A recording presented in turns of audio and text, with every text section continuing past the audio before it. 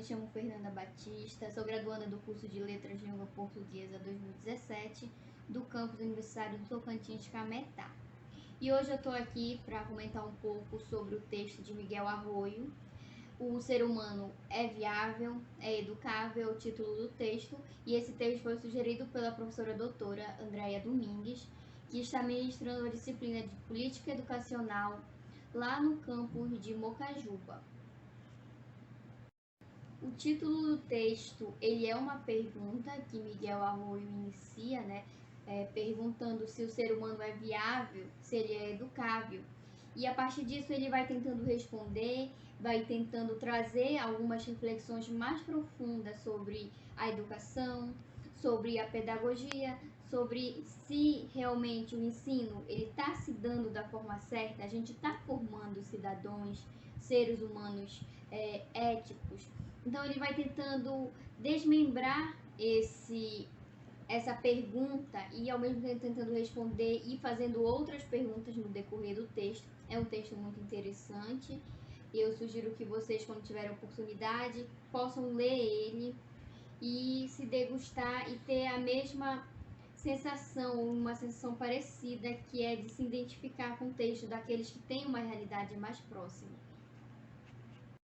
Logo no início do texto, Arroyo, ele nos diz assim, ele faz uma pergunta: será que estamos vivendo em uma descrença da pedagogia? Essa pedagogia de ensinar crianças, adolescentes, jovens, seres humanos, ela está sendo eficaz? O que estamos formando? Nós, enquanto educadores, futuros educadores, que tipo de ser humano nós estamos formando? Essa descrença que ele fala da pedagogia é porque ele vai enumerar depois as diversas desvantagens que o ser humano vem tendo. O ser humano vem se constituindo ao longo desse tempo, desse processo educacional. E até desse processo social que o ser humano vive. E ele inicia falando também da segregação social. O que seria essa segregação social? Será que quando a gente fala em segregação, a gente pensa em coisas que ocorreram lá atrás? Mas na verdade não, a segregação ela nunca deixou de existir em nosso meio social. A segregação ela sempre está disfarçada, seja no nosso bairro, seja na nossa escola, seja nas nossas universidades. Então essa segregação, essa separação de classes, porque o menino é negro, ele não pode fazer isso. É o que a gente conhece por um exemplo muito forte de segregação racial, né? Mas a segregação social, que é a diferença da classe média para a classe alta, para a classe mais pobre, que sofre com tudo isso, que sofre com a falta de política pública, com a falta de recursos para poder dar dignidade para essa população, para esses jovens, para esses adolescentes. E, colegas, Arroyo, ele traz logo após essa questão, ele traz o ponto sobre a redução da maioridade penal. É algo muito polêmico, algo muito discutido, algo que está em transe, mas é algo que cada um tem sua opinião, né? Eu tenho a minha, vocês têm a de vocês. Mas é importante ressaltar que com essa redução da maioridade penal, a gente tem 80%, Arroyo diz em seu texto, da população que defende a redução da maioridade penal. Só que aí eu trago a reflexão, e é uma reflexão válida que a gente encontra em diversos artigos, o próprio Arroyo nos faz, em um tom de crítica e um tom de sarcasmo. É necessário criarmos mais cadeia do que escola. Então, por quê? A redução da maioridade penal, ela existe em muitos pontos e contrapontos. Vejam só, quando a gente fala em redução da maioridade penal, quando a gente fala em construir mais cadeias, a gente entra lá no início do texto, que ele fala da descrença da pedagogia, da descrença do ensino.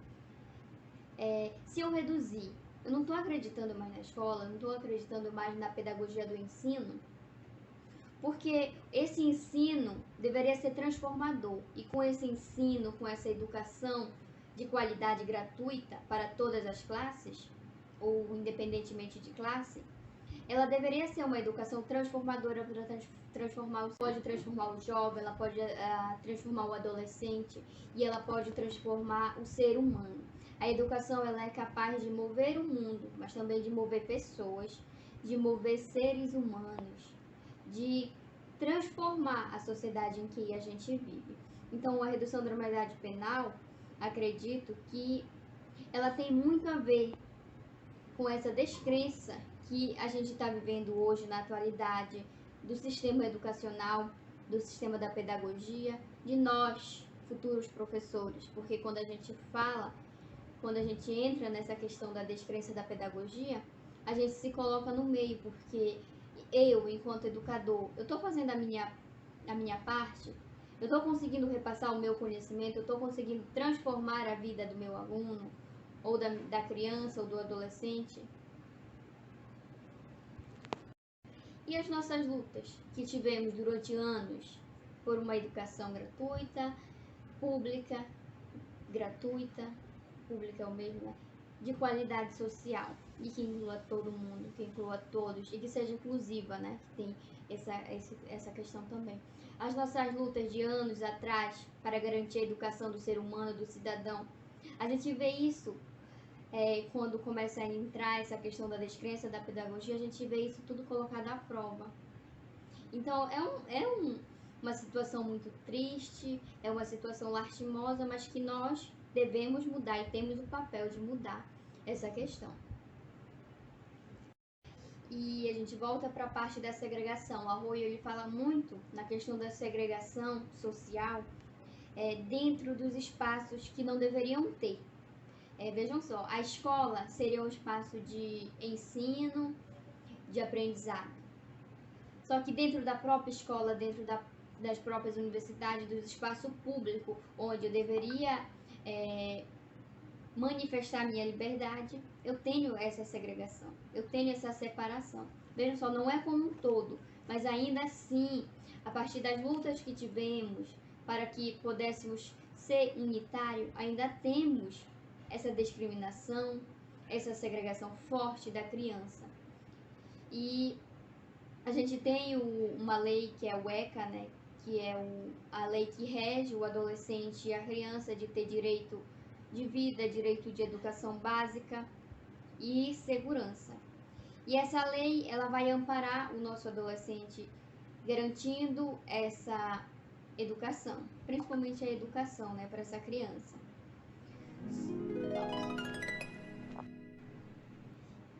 E vejam só, colegas, e quando existe essa separação de classes sociais, de cor, de raça, a gente tem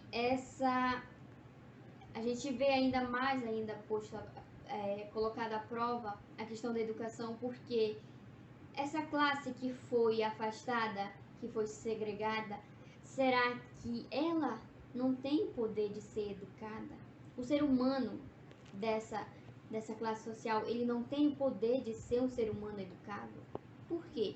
Porque ele possui bens aquisitivos menores do que os outros. Então, tudo isso a gente vê em nosso país. E essa questão de formar cidadãos conscientes, formar cidadãos éticos, formar cidadãos que sejam críticos, aí a gente vai entrar mais à frente numa outra questão que é a questão do ser humano crítico, né, da criança crítica.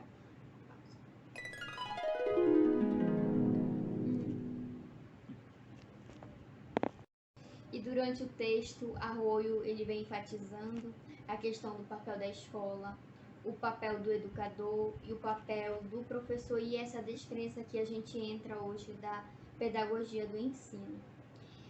E a gente passa a falar sobre essa ética, que essa ética ela deve ser incentivada desde muito cedo.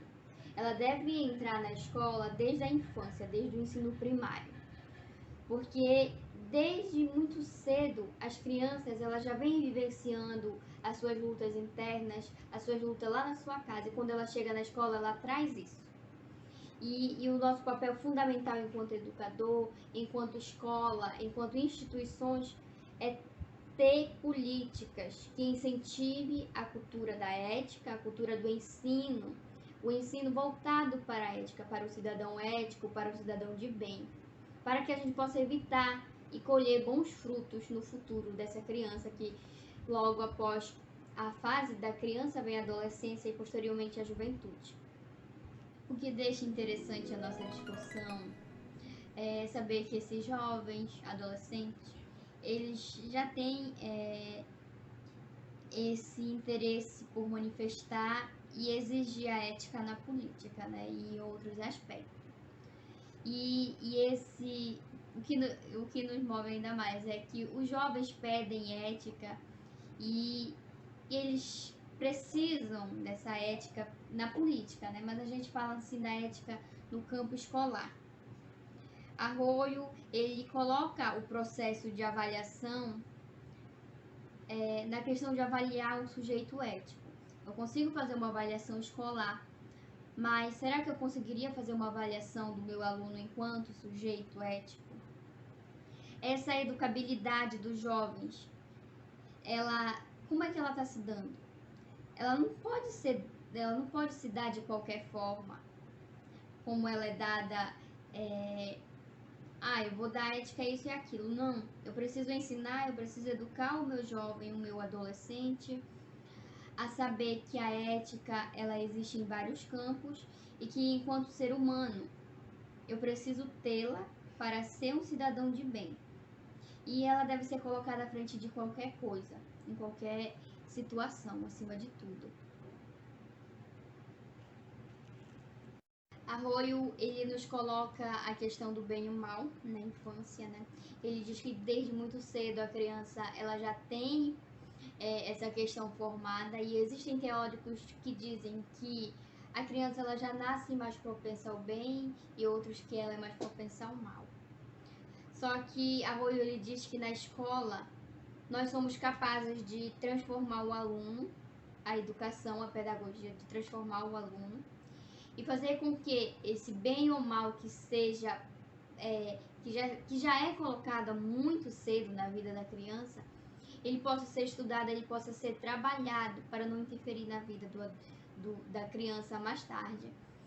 Ele diz que precisamos ter esse olhar minucioso, esse olhar mais cuidadoso para nossas crianças e saber que a realidade de cada criança que chega em nossa sala de aula é uma realidade diferente, é uma realidade que nós precisamos nos adaptar enquanto professores e educadores e transformadores de saber que essas leis que amparam o adolescente, os jovens e principalmente que a gente tem a BNCC. A BNCC, ela nos diz que seria a base comum curricular.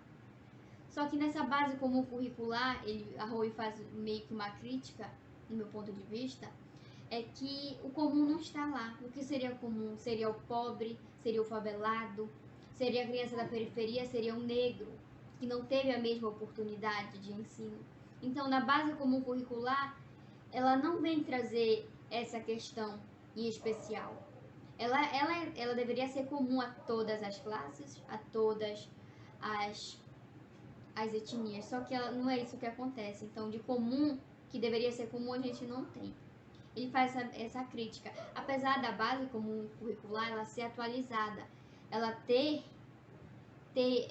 regras e ter o documento ser um documento muito importante e que a gente usa bastante em nossas aulas de língua portuguesa, né? Ela assim ainda é falha nessa questão de acompanhar, de abranger todo um público escolar. Então o texto, resumindo rapidamente, o texto ele traz essa importância de sabermos que a pedagogia ela está entrando em uma descrença, mas que eu acredito que ela tem o poder de transformar o mundo, de transformar o adolescente, a criança, e que é só através da educação que podemos ter sujeitos éticos, sujeitos que possam respeitar cada um que possamos lutar por melhorias em nosso ensino, por melhorias em nossas escolas, em nossas instituições e, acima de tudo, que o caminho mais fácil nem sempre é o caminho que devemos seguir, porque o caminho mais fácil seria o caminho da exclusão, e a gente não quer essa exclusão. A gente já viveu tanto tempo segregados, né? Para quem vive na periferia, eu sou da periferia, eu sinto até hoje em dia, por morar em uma zona, digamos assim, de favela, ou posso dizer mais afastada do centro, por ser considerada uma zona perigosa no meu bairro, eu já sofri bullying. Porque ela mora lá na Baixada. Porque sempre tem isso, sempre acontece. E isso acontece com nossos alunos diariamente nas escolas. Então, a oportunidade de ensino que eu tive não é a mesma oportunidade que meus outros colegas tiveram por morarem em outras regiões, né, de Cametá, por não serem ribeirinhos. Eles tiveram outras oportunidades. Então, o nosso papel enquanto formador, enquanto educador, é buscar transformar a vida do nosso cidadão e mostrar que o ser humano ele é educável e ele é viável. Porque eu acredito que tudo parte da educação. A educação acima de todos. Então, acima de todas as classes, acima de todas as etnias, de todas as leis, né? Deveríamos ter leis mais severas para falarmos de educação, para colocarmos projetos que possam valorizar as nossas escolas, os nossos alunos, as nossas crianças.